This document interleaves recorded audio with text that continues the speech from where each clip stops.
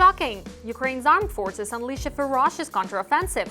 The fire trap has snapped shut. Russian troops are panicking, fleeing with no escape.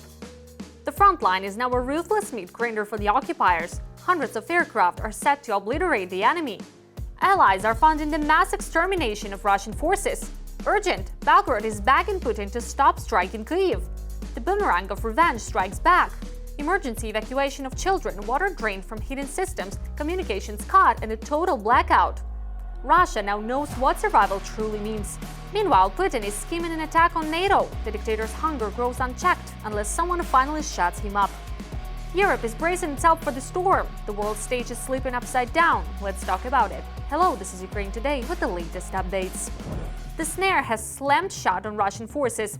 Ukraine's counteroffensive erupts at the Dnipropetrovsk-Zaporizhzhia junction, catching Russian units flat-footed and scrambling across multiple axes. Ukrainian troops are punching through from Pokrovsk and Velikomikhylivka, driving straight into the enemy's rear. Chernovada and Gulay-Pole are under assault, no matter how loudly Moscow insists it's in control.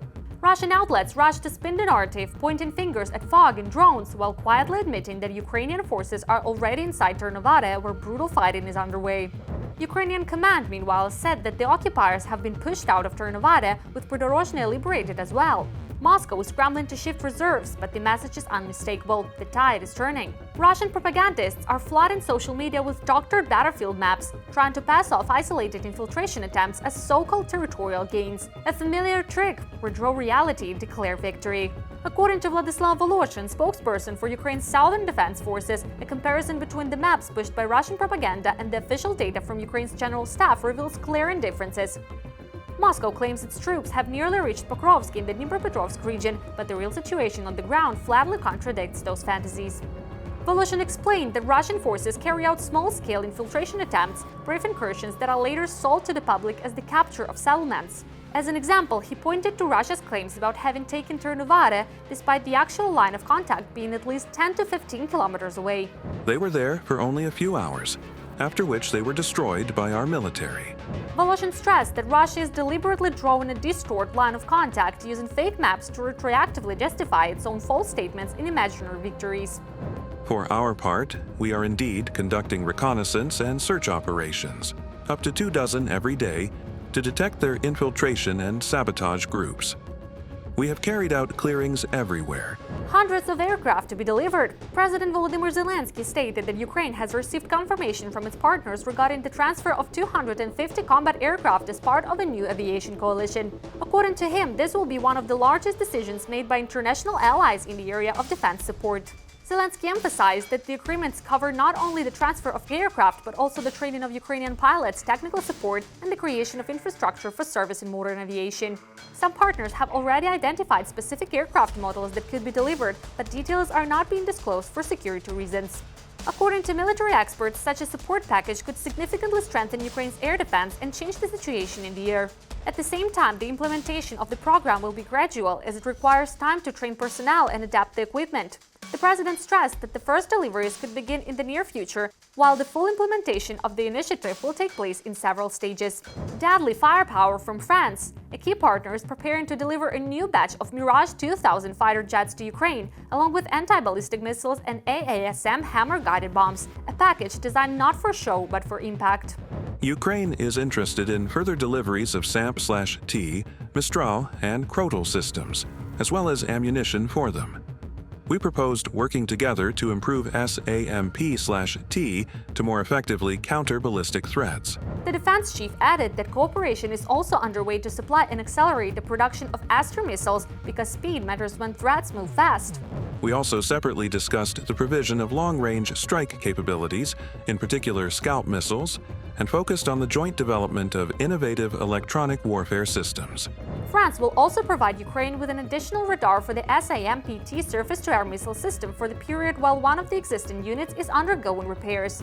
This was announced at a briefing in Kyiv by France's Minister of the Armed Forces and Veterans Affairs, Catherine Watrin. She noted that work to restore the damaged equipment is currently underway and that the replacement radar will allow the system's defensive capabilities to be maintained. The minister explained that the availability of new radars depends on the manufacturer's production capacity, which is why France is focusing on the maintenance and repair of the systems already in use by Ukraine.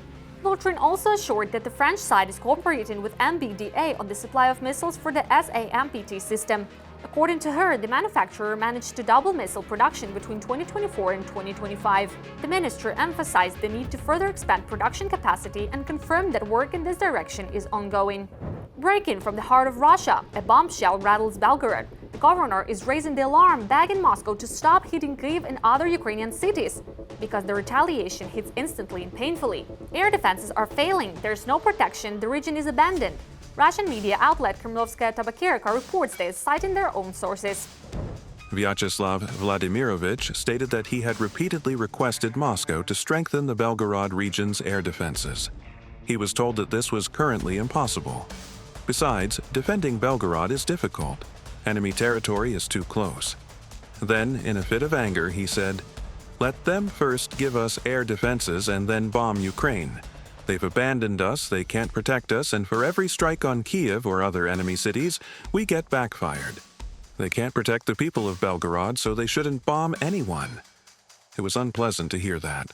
It smacks of treason, which is unacceptable with all due respect to Vyacheslav Vladimirovich. The situation in Belgorod is critical. The city is freezing.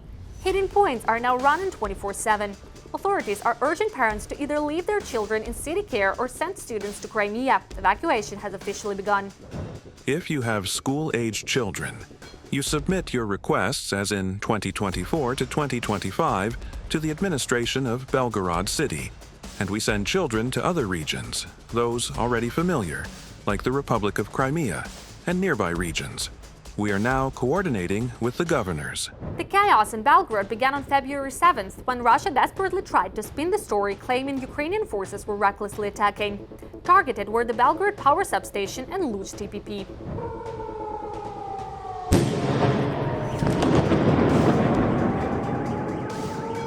After the strike on energy infrastructure, the governor reported that 80,000 residents were left without heating. The next day, another shock. Water had to be drained from heating systems in 455 apartment buildings connected to the damaged TPP. As it turns out, Russians are not laughing anymore. Catastrophe sweeps across Russian territory without mercy. Europe, stay alert. Russia could strike NATO 6 months after a ceasefire in Ukraine. Some intelligence agencies estimate Moscow could reorganize forces for a regional war in the Baltic within 2 years after a ceasefire, or a local war against a single neighbor within 6 months. This is according to a new Munich Security Conference report. Analysts note that Russia has intensified its hybrid war in Europe. In fall 2025, about 20 Russian drones violated Polish airspace, and 3 MiG-31s intruded into Estonia for 12 minutes, prompting both governments to consult NATO under Article 4 of the North Atlantic Treaty. Meanwhile, the second Trump administration made it clear Europe is responsible for defending the continent and supporting Ukraine. The days when Europe could rely on the US as an unquestioned security guarantor are over. Munich Security Conference experts deliver a grim warning. If Europe fails to show leadership, particularly in consolidating its defense industry to protect itself and aid Ukraine, hesitation will leave Europe in a gray zone between competing spheres of influence, primarily between the US and China. What do you think about the latest events? Share your opinion in the comments, like the video and subscribe to stay informed about the main headlines. See you soon!